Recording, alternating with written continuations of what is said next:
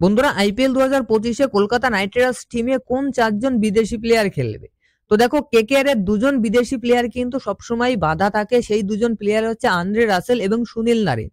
তারা বরাবরই ভালো পারফরমেন্স করে এবং বর্তমান টি-20 লিগে, বিভিন্ন টি-20 লিগেও কিন্তু তারা ভালো পারফরমেন্স করছে। সুতরাং কেকেআর টিম কিন্তু দুজন বিদেশি প্লেয়ারের কনফার্মেশন দিতে পারছে, আর সেই দুজন প্লেয়ার হচ্ছে আন্দ্রে রাসেল এবং সুনীল নারিন। তবে বাকি দুজন কারা হচ্ছে? ওপেনিং এ রহমানুল্লাহ গুরবাজ নাকি ডিকক, কে খেলবে? তার সঙ্গে বিদেশি ফাস্ট বোলার হিসেবেই বা কাকে খেলাবে? তো এই ভিডিওতে আপনাদেরকে জানাবো কেকেআর কোন 4 জন বিদেশি প্লেয়ারকে খেলাতে পারে। তো সম্পূর্ণ ভিডিও দেখুন, আর ক্রিকেট সংক্রান্ত সমস্ত আপডেট পেতে চ্যানেল অবশ্যই সাবস্ক্রাইব করে রাখুন।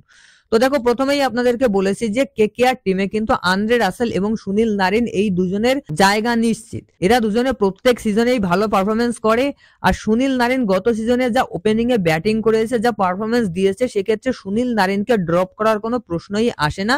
সুতরাং আন্দ্রে রাসেল এবং সুনীল নারিন এই দুজন কিন্তু অবশ্যই কেকেআর এর প্লেইং 11-এ থাকবে। এবার বাকি দুইজনের জায়গায় কিন্তু একজন বিদেশি উইকেট কিপার ওপেনার দলে রাখতে হবে, আর একজন বিদেশি ফাস্ট বোলার দলে রাখতে হবে।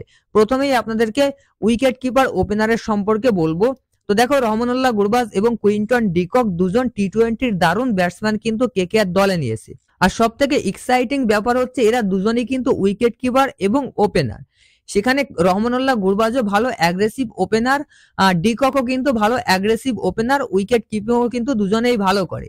তবে এখানে একটা প্রবলেম হচ্ছে, কেকেআর যদি কুইন্টন ডিকককে দিয়ে ওপেন করায়, সেক্ষেত্রে কিন্তু কেকেআর এর টপ 6 জন ব্যাটসম্যানের ভিতর 4 জনই লেফট হ্যান্ডেড অর্থাৎ বাঁহাতি ব্যাটসম্যান হয়ে যাচ্ছেন। এই কারণে কেকেআর কিন্তু রহমানুল্লাহ গুরবাজকেই বেশি প্রায়োরিটি দেবে, কারণ কম্বিনেশনটা কিন্তু ম্যাটার করে। ক্রিকেটে সবসময় কিন্তু প্লেইং 11-এর একটা কম্বিনেশন থাকে, এই কম্বিনেশনটা কিন্তু অবশ্যই মেনটেন করতে হয়। ডিকক অবশ্যই ভালো ব্যাটসম্যান, অবশ্যই ভালো উইকেট কিপার। গুরবাজও কিন্তু খারাপ উইকেট কিপার না, এবং ব্যাটসম্যান হিসেবেও কিন্তু সে খুবই ভালো। ইভেন গুরবাজ কিন্তু এই মুহূর্তে ডিককের থেকে ভালো ফর্মেও রয়েছে। তো সুতরাং আমার মনে হয় কলকাতা নাইট রাইডার্স কিন্তু রহমানুল্লাহ গুরবাজকে অ্যাজ এ বিদেশি ওপেনার এবং উইকেট কিপার হিসেবে খেলাবে। আর এবার আসছে যে বিদেশি ফাস্ট বোলার হিসেবে কাকে খেলাবে।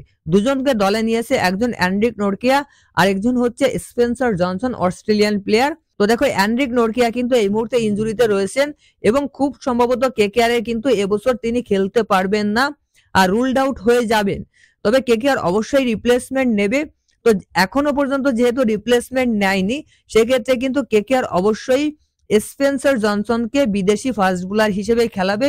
সেক্ষেত্রে কেকেআর কিন্তু আরো একটা অ্যাডভান্টেজ স্পেন্সার জনসনের কাছ থেকে পাচ্ছে, সেটা হচ্ছে স্পেন্সার জনসন কিন্তু লেফট আর্ম অর্থাৎ বাঁহাতি ফাস্ট বোলার।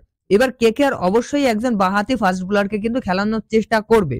যদি 3 জন ফাস্ট বোলার খেলায়, তার ভিতর কিন্তু বৈভব অরোরা, হর্ষিত রানা দুজনই রয়েছে ডানহাতি ফাস্ট বোলার, আন্দ্রে রাসেলও কিন্তু ডানহাতি। সুতরাং একজন অবশ্যই বাঁহাতি ফাস্ট বোলার খেলাবে, আর সেই প্লেয়ারটা কিন্তু স্পেন্সার জনসন হবেন।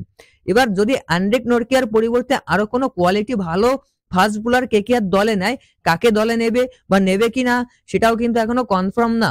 যদি কোনো ভালো প্লেয়ারকে দলে নেয়, সেক্ষেত্রে তাকেও খেলাতে পারে। তবে বর্তমান স্কোয়াডের থেকে কিন্তু অবশ্যই স্পেন্সার জনসন প্রথম একাদশের সুযোগ পাবে। তো আপনাদের মতে কলকাতা নাইট রাইডার্সের প্লেইং 11-এ কোন 4 জন বিদেশি প্লেয়ারকে খেলানো উচিত কমেন্টে জানাবেন। ভিডিও ভালো লাগলে অবশ্যই লাইক করবেন, আর এরকম ক্রিকেট সংক্রান্ত সমস্ত আপডেট পেতে চ্যানেল অবশ্যই সাবস্ক্রাইব করে রাখবেন। ধন্যবাদ।